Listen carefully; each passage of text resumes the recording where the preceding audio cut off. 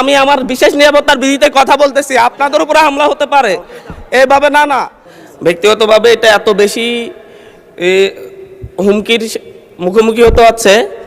মাননীয় স্পিকার, আমি আসলে নির্বাচনের আগ থেকেই আপনারা জানেন আমি যে অঞ্চলে জন্ম নিয়েছি সেই অঞ্চলে একটি দ্বীপাঞ্চল, এবং যেখান থেকে ইলেকশন করেছি সেই জায়গায় ভূমিদস্যু জলদস্যুদের উৎপাত অনেক বেশি। এটা ধারাবাহিকভাবে গত পরশু আমি হাতিয়া থেকে আসার সময়ও প্রশাসনিকভাবে এবং বিভিন্ন মারফতে জানতে পেরেছি। আমি যে ফেরিতে করে আসতেছিলাম আমার উপর আক্রমণের জন্য ডাকাত দল প্রস্তুতি নিয়েছিল, তারপরে প্রশাসনের সহযোগিতা আমি সেখান থেকে এসেছি। এর আগেও আমি 2 বার আক্রমণের শিকার হয়েছি, নির্বাচনের সময় 3 বার আক্রমণের শিকার হয়েছি। আমার পক্ষে যারাই কোনো কথা বলে, এমনকি মসজিদে আমার জন্য দোয়া করেছে, সেই মসজিদের ইমামকে মসজিদের ভিতর থেকে বের করে এনে প্রচণ্ডভাবে তার উপর হামলা করা হয়েছে, এবং তাকে আজকে প্রায় 1.5 মাস ধরে তাকে চিকিৎসা নিতে হচ্ছে।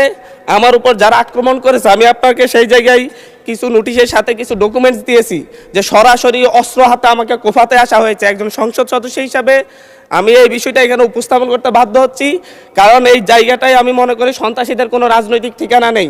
প্রতিনিয়ত বিভিন্ন একটি রাজনৈতিক দলের পদধারী এবং বিভিন্ন ক্ষেত্রে পূর্বের ফ্যাসিবাদী লোকজন তারা সরাসরি ফেসবুকে থেকে একটি রাজনৈতিক সংগঠনের এখনকার শেল্টারে থেকে ফেসবুকে ভিডিও আকারে আপনারা যদি তদন্ত দেন, তদন্তে আমরা রিপোর্ট পেশ করব, ভিডিও দিব, এবং প্রত্যেকটা রেকর্ড আমাদের কাছে আছে যে তারা কিভাবে আমাকে হত্যার হুমকি দিচ্ছে, এলাকায় ঢুকতে না দেওয়ার হুমকি দিচ্ছে। আমি তো আমার যেই এলাকা যেখান থেকে আমি নির্বাচন করছি সেই এলাকায় আমাকে নিরাপদে যাওয়ার ব্যবস্থা করতে হবে, নিরাপদে আমাকে থাকার ব্যবস্থা করতে হবে, আমার সাথে যারা নেতাকর্মীরা চলাচল করবে তাদের নিরাপত্তা দিতে হবে।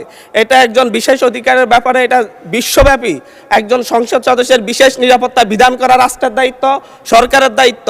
অথচ আমার উপর সরাসরি ভিডিওতে এবং সংবাদ মাধ্যমে প্রকাশিত সরাসরি অস্ত্র হাতে আমাকে কোপাতে আসা ব্যক্তিও এখন যখন আবার আমার নেতাকর্মীদেরকে হুমকি দিচ্ছে, তাহলে তো আমি অবশ্যই নিরাপত্তাহীনতায় ভুগবো।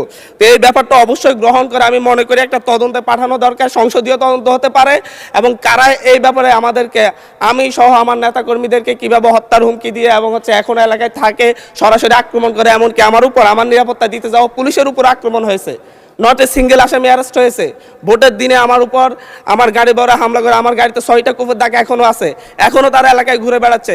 বিটিভির সাংবাদিককে কুপিয়েছে, এখনো এলাকায় ঘুরে বেড়াচ্ছে। এই প্রত্যেকটা আসামির ক্ষেত্রে দেখা যাচ্ছে তৎকালীন ইউনিয়ন বিএনপির সভাপতিকে হত্যা করেছে, ইউনিয়ন বিএনপি সদস্যকে হত্যা করেছে। এই ধরনের হত্যা মামলার আসামিরা, এই ধরনের হত্যা মামলা, আমি আমার বিশেষ নিরাপত্তার বিধিতে কথা বলতেছি, আপনাদের উপরে হামলা হতে পারে এভাবে না। মাননীয় স্পিকার,